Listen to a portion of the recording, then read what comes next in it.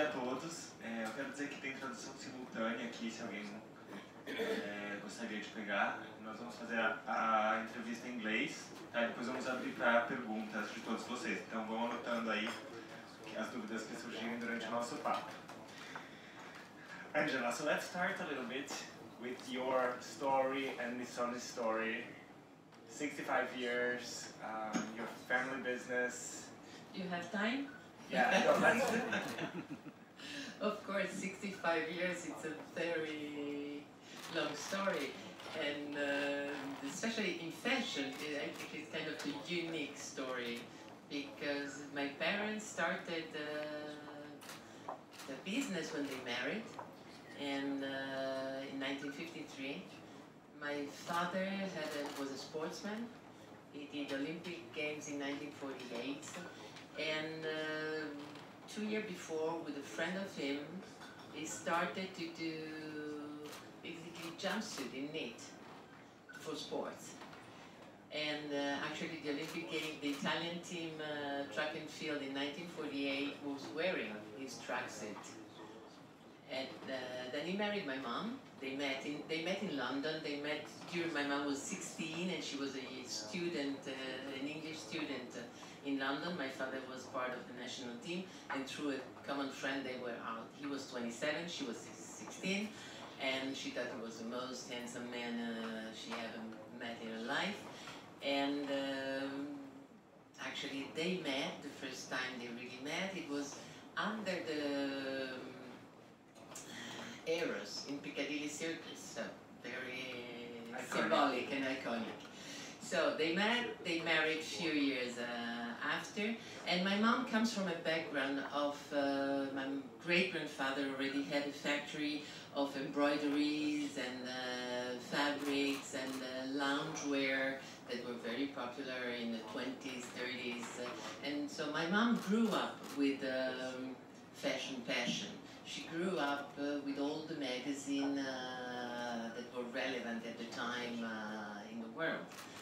And so she had this fashion passion, married with my dad, so they started the job just to have a family and to do a job in their life, right?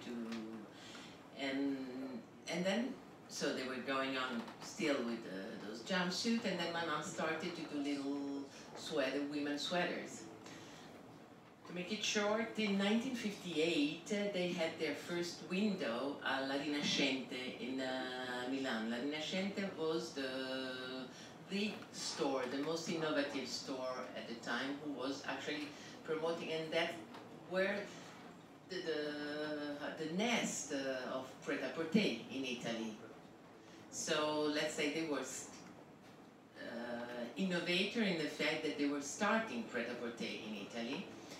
And actually the story goes that then when they got this window, they got the first order for 500 dresses, and there was very simple chemisier in knit with vertical stripe in 2-3 colors. And so they heard from friends they were having this window, so they finished working at night. We were living nearby, like 40 kilometers from Milan, so at night they went to see their window.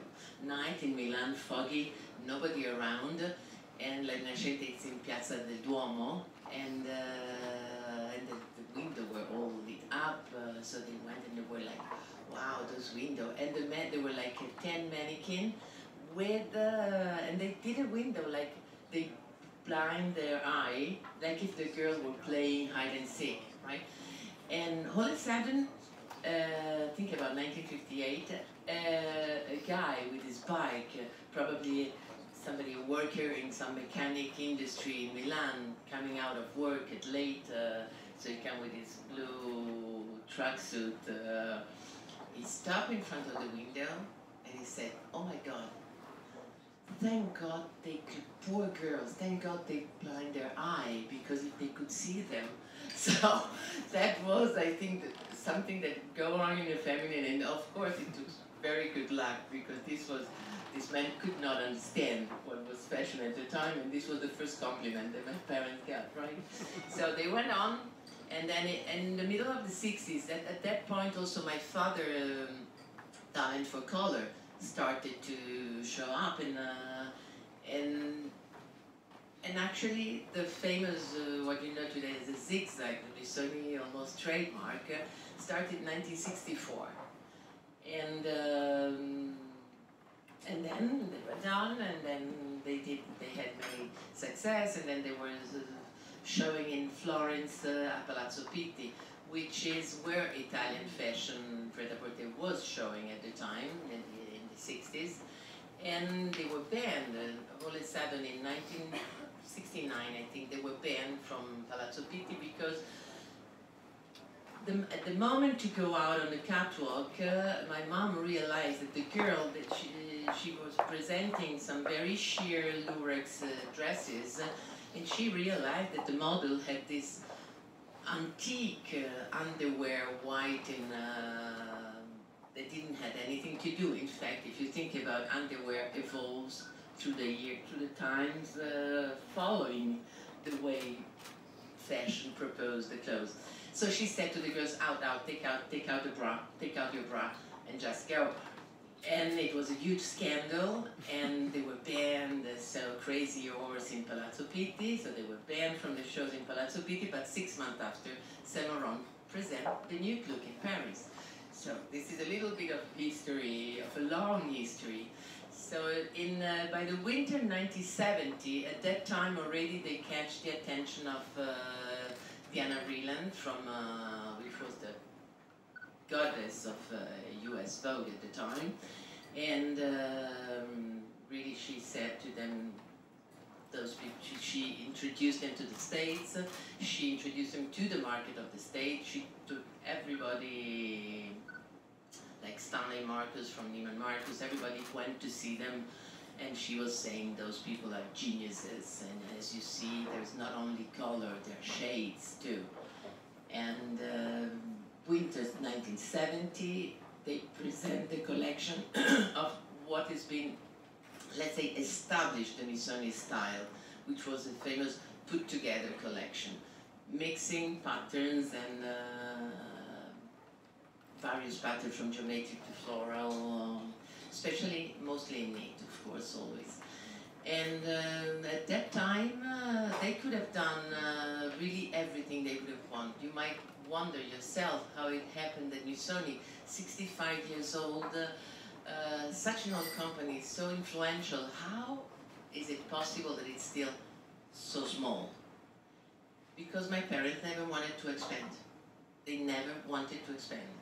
And for them, my father used to say, it's my job, I don't want to work, I don't want to work more. And my mom, out of enthusiasm, she would have done many, many things, right? She would have done collaboration or licensing. But my father was looking at her and said, well, I don't understand why you want to work more. Because, yes, okay, we're going to gain more money, but, you know, Rosita, we will never have the time to spend it. So that's the base why Missoni, it still has a size. That's the base why Missoni stayed really artisanal and for so many years. And what else? What can I tell you? Relevant. And then what happened? How long have you been in this company? Exactly. I'm coming in like 21 years ago. Of course, I've grown in this company, in this family. And we've always been pushed by our parents, my brothers and I, to do other things. We've never been imposed to work in the company. We grew up very free. But of course, I grew up in that company. That was my home, that was my school, that was my everything. And I realized actually that I was a very silent child, but I was an observer. And later on, I realized that I remember every single detail I saw of a clothes, of a look, of the button of a shoe, hair, makeup, detail, it's sewing, stitch, colors, everything. And so by 19, I never thought I would have done this job, honestly. My priority were kids, so in my 20s, yes, I was working in and out just to get some pocket money, but, and then I remember, yes, I was doing certain things, but then I remember every pregnancy I was doing totally other things and thinking about well-being of my children. I opened a kindergarten at my first child. I did the project for an organic chicken farm for my second, when I was pregnant with my son. At the third pregnancy, I went to my dad and I said, you know, I realized I'm never going to work in this company anymore.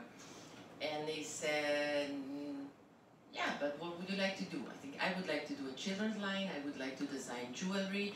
And he said, no problem. You know, this company is like, you can consider this company like a large umbrella. If you have project, you can do it on your own under this umbrella.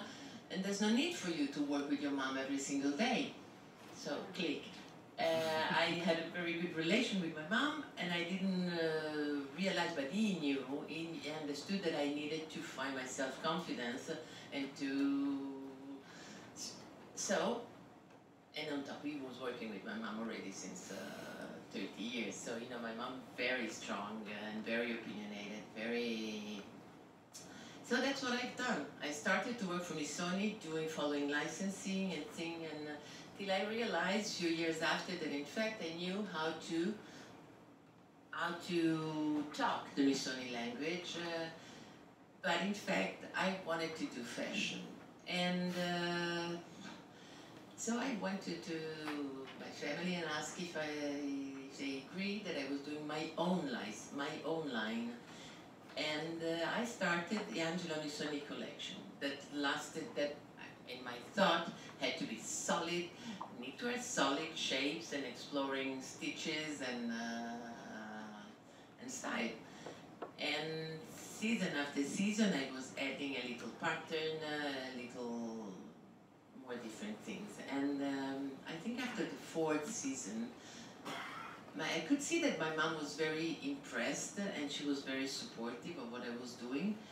And also because I think she was feeling at the time trapped in a zigzag cage, what I call, right? So they wouldn't allow her to get out of that cage. And then after a show, she came to me and she said, you know, I think what you're doing, I love what you're doing. I think that what you're, have you ever thought of doing the first line? And I said, no, think about that. I was seeing my mom on a common day very usually, but she wouldn't comment. So that day she said precisely, have you ever thought of doing the main line? And I said, no, I haven't, because in fact I never thought, because Missoni was that thing, was her things and my parent thing, and she said, I think you should, because what you're doing today is what I would like Missoni to be today. And I have many things I want to do, I have many passions that I want to follow. Fashion you have to do when you're young, passionate, and you have the strength to fight for your own idea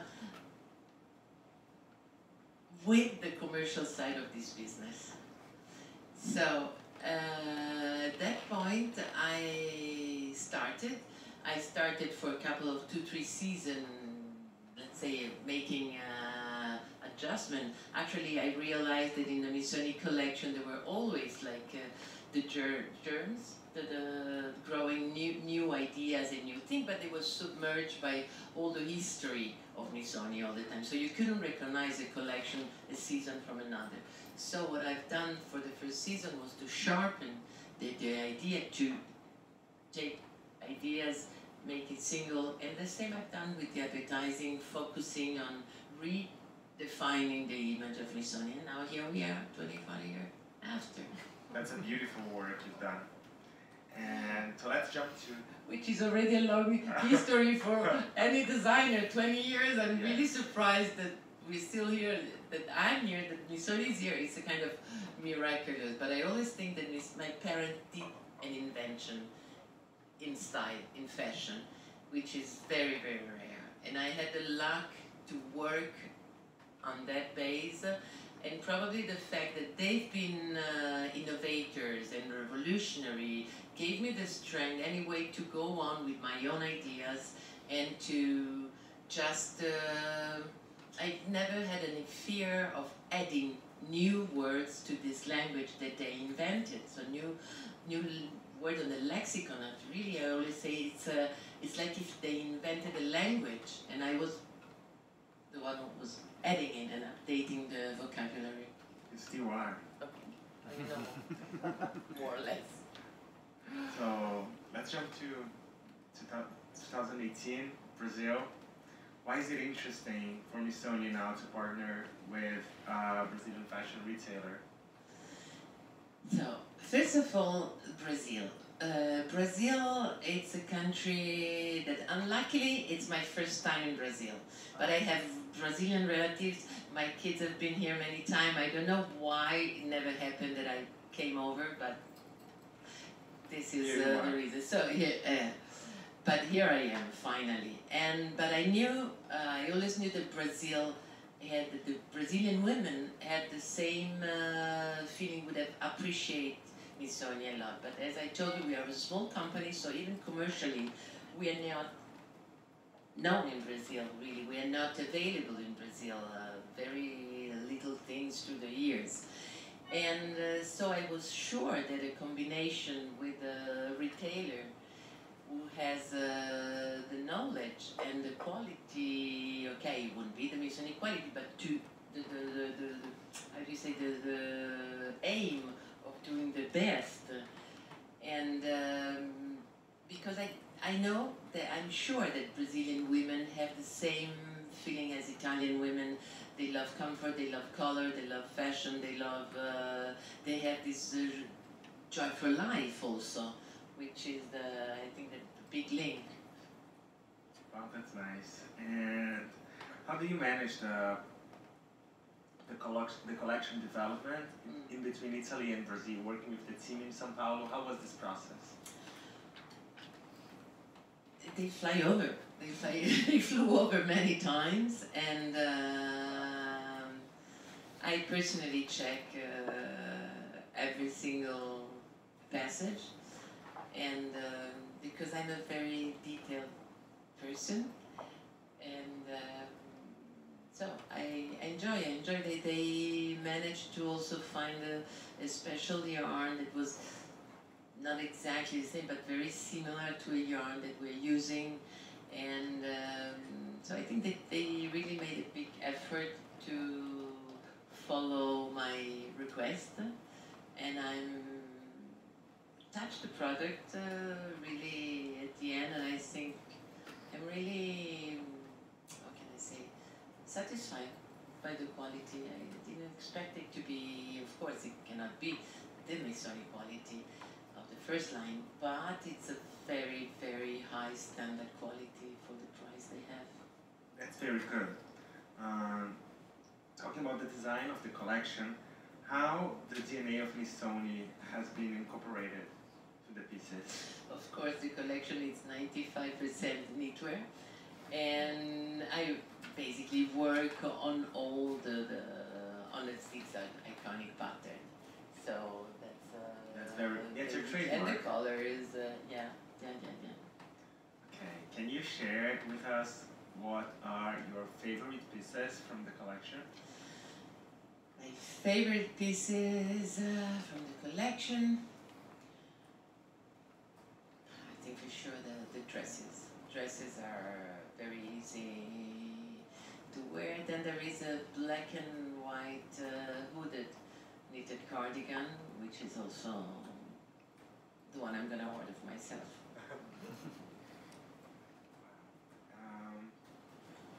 The collection process took 2 years to get ready, and 2. Yeah. 2 years? Yeah, I think it 2. Yeah. Okay. Maybe yes. Maybe we started talking. The talking took a long time. Yeah. And then when you start to go into really designing and think 2 years. Yeah. Okay. And how was your perception in between the connection of Brazilian fashion industry and Italian fashion industry? I don't know if of course we're talking. The one I know is the Italian fashion industry of the Italian Fashion Week. So I think C&A. I don't know exactly all the rest of the Brazilian fashion industry. So of course, as much as I work with C&A, I had a great relation. How do you say, the great expertise in that? But I don't know. I cannot talk about general fashion industry in Brazil. Good, good. And how about the Brazilian consumer, like Brazilian women? That's what Did you change something in the design of your come on. design? No, not at all.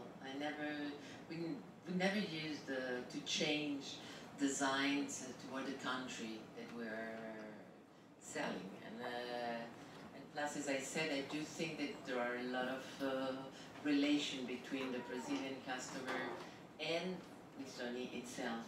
Yeah. Okay, very good, thank you. We're now going to introduce a short film that was made to present the collection, and then we're going to open for questions. Okay?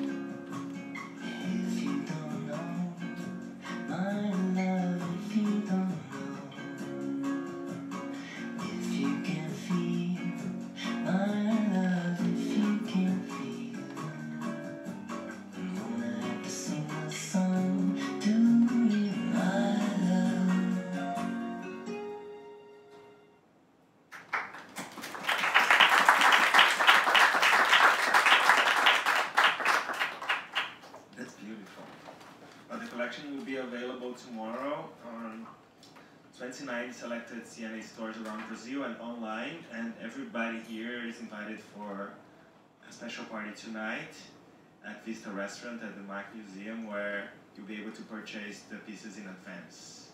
Okay? Does anybody has questions?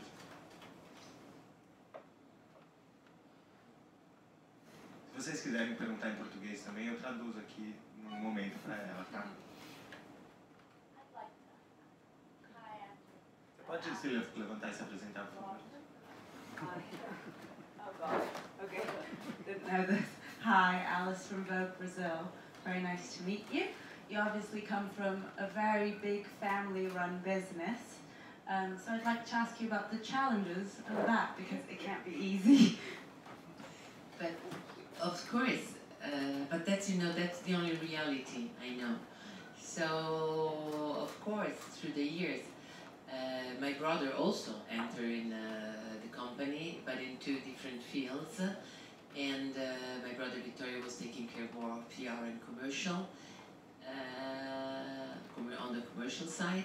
And my brother Luca was more before a technician on needs. Then he moved and he takes care of the archives of the family, which is we have a huge archive of the company.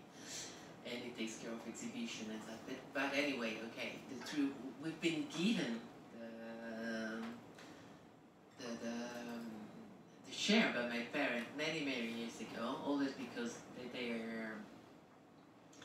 always wanted to do other things. They were not attached to the thing, which is something very rare. Usually you see second generation that are aiming to get some power in a company. And said, my parents, even when my mom asked me to do the collection, my father said to me, you know what I'm good at? I'm at your service. You ask me and I'm at your service, which is like amazing to think about. Somebody who invented a job, invented something so creative that would land it with this easiness, right? So, of course, with my brother, we never had, many times we didn't agree on the project for the collection. Even at the beginning, when I was I think in updating the collection in the middle of the 90s, I would hear the voices saying, I don't understand why she want to change something that is selling so well. And I was just saying, because our clients are going to die, all of them. Yes, we're selling, but sooner or later they're going to die, right? And I wanted to wear those clothes also. But I had resistance through the years, yeah. But I'm very stubborn, and I always felt the support of my parents, my mother and father. And of course, it's a history, you go up and down. But then at the end, it worked, because I always thought that if I had to have other partners, that happen in life, you have a company that you have other partners, different. Maybe it might have been that maybe you broke the company before you break it up if you don't agree.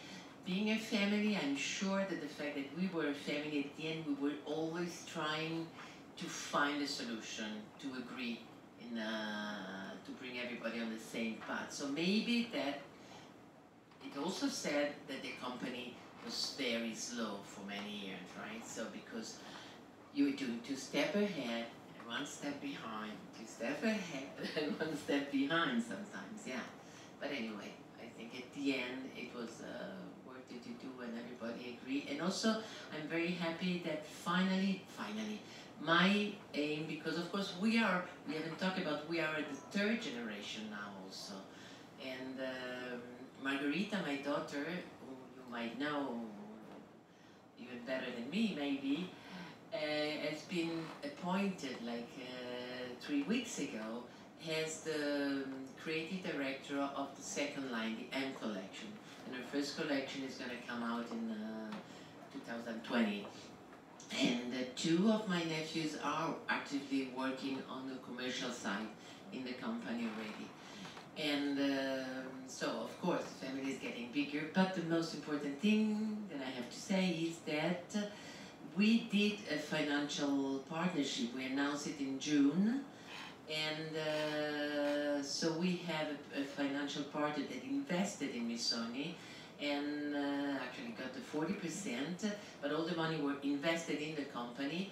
And so this, for me, I always thought that I was the middle generation, that I had to ensure this company to be passed in the hand of the 3rd generation, to pass them a healthy and organized company. For me, organization has always been my thing. I had to organize, and a company that is 4 years old, it's an old company, but a company of 65,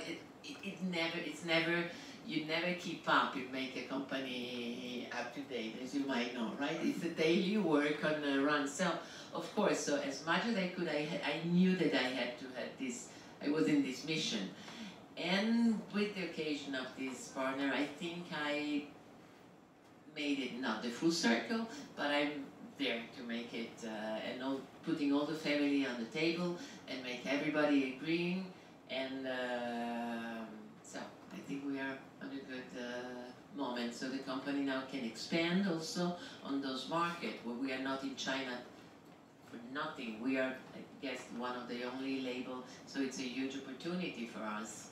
And then many other markets, of course, and then we can expand our men's line, we can expand many things, yeah. Alguém tem mais alguma pergunta?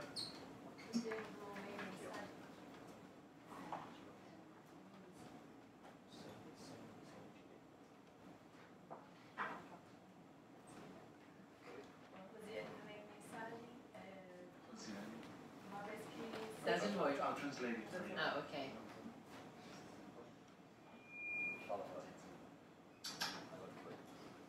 Olá, fazia minha mensagem. Eu queria saber quais os principais mercados para a marca, já que foi dito para a gente 75% do que é produzido é exportado, mas citou a China agora. E também qual a estratégia de comunicação, porque também foi dito para a gente que a Missoni não tem nem logo. She wants to know what are, her name is Rosiane from Meio Mensagem. She wants to know what are the main markets for Missoni today and what's your communication strategy considering you don't have a logo. She said, you have a logo. Maybe she meant we're not like Louis Vuitton who has an LV, that's what you mean, right? Okay. The strength of Missoni is that anyway we are recognizable far from distance without even checking the logo. That has always been the strength of Missoni. And actually we do have sometimes pattern of logo, but anyway the zigzag is still more strong than, or certain looks are more strong than the logo. And first question was? The first question is what are your major markets, international markets? Okay. Is that 75% from Missoni out of Italy? Yeah, so it's Far East, like Japan, Korea, and United States, of course, and then Europe still very important, in Italy, yeah. Quando ela mencionou a China, ela disse que eles não estão na China ainda, que ela dá uma grande oportunidade com o novo investimento que entrou no grupo. Forgetting about the Emirates. Emirates. Yeah, of course, very important. Ok, alguma pergunta? Acredito que nós vamos encerrar então. A Angela vai estar disponível para responder individualmente entrevistas também, vocês podem falar com a assessoria. Quero agradecer a sua presença aqui, o Paulo, toda a equipe que organizou esse evento essa manhã e convidá-los novamente para a festa hoje à noite de lançamento, tá ok? Muito obrigado e bom dia a todos. Bom dia a todos.